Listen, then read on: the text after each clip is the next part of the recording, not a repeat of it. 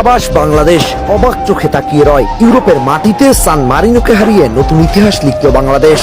হামজা চৌধুরীর set piece থেকে বিশ্বনাথের flying shot, শেষ পর্যন্ত তপু বর্মনের হেডের স্মরণীয় জয় তুলে নিল থমাস ডুলির বাংলাদেশ।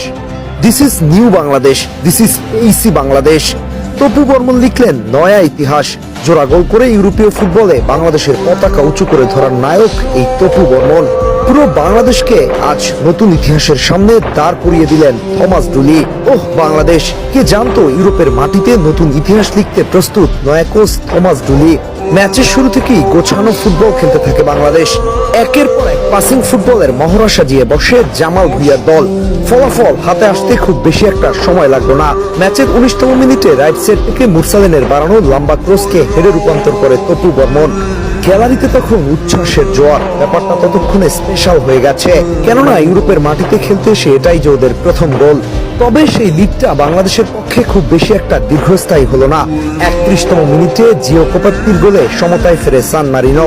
কিন্তু কে জানতো শেষটা হবে চরম নাটকীয়তায় পরিপূর্ণ। কে জানতো সেই মুহূর্তটা আসতে যাচ্ছে প্রথমার্ধে গোল করা ওই তপু বর্মনের হাত